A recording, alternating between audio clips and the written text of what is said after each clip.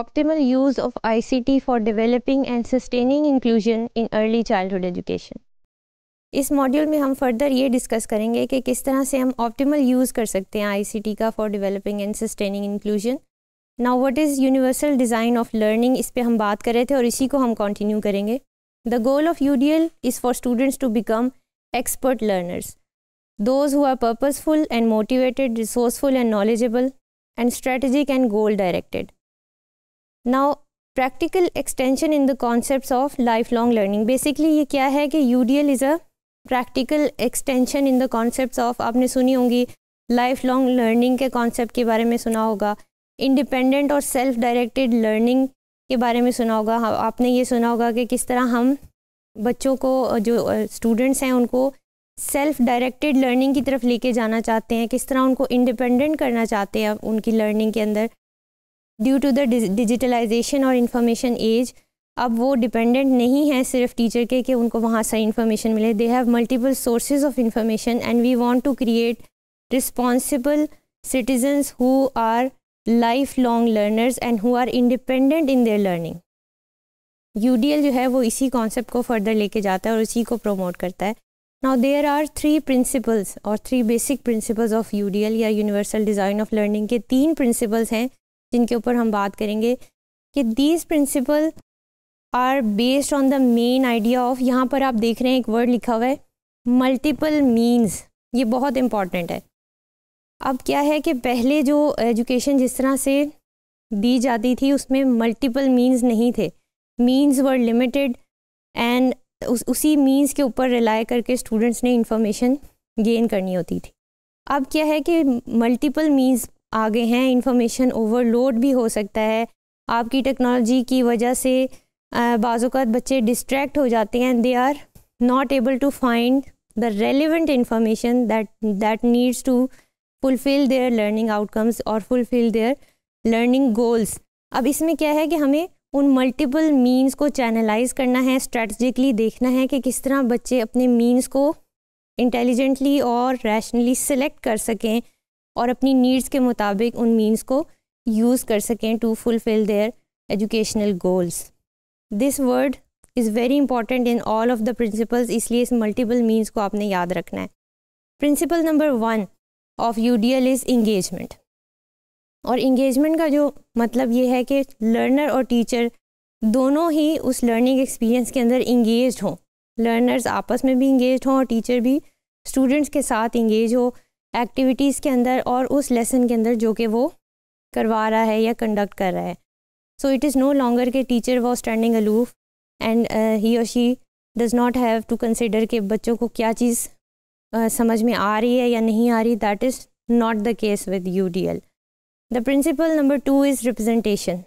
The children should be able to represent whatever they are doing. जो कुछ भी वो कर रहे हैं उनको अच्छे से उसको represent करना आना चाहिए through again multiple means. उनके पास बहुत सारे means हैं उसको represent करने के. They have video making, they have storytelling, they have lot of digital ways to display and represent their work.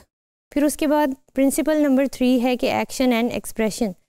उनको फुली उसके अंदर इंगेज होके एक्ट करना है, ना सिर्फ अपनी लर्निंग को क्लासरूम तक महदूद रखना है बल्कि रियल लाइफ तक एक्सटेंड करके उसको एक्सप्रेस करना है. Whatever they have learn, whatever the goals of education are reflected in their real life settings as well.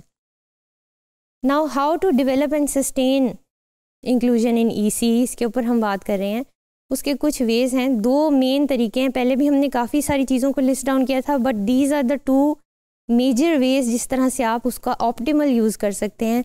Number 1 is adaptive learning software and the number 2 is multi sensory learning tools.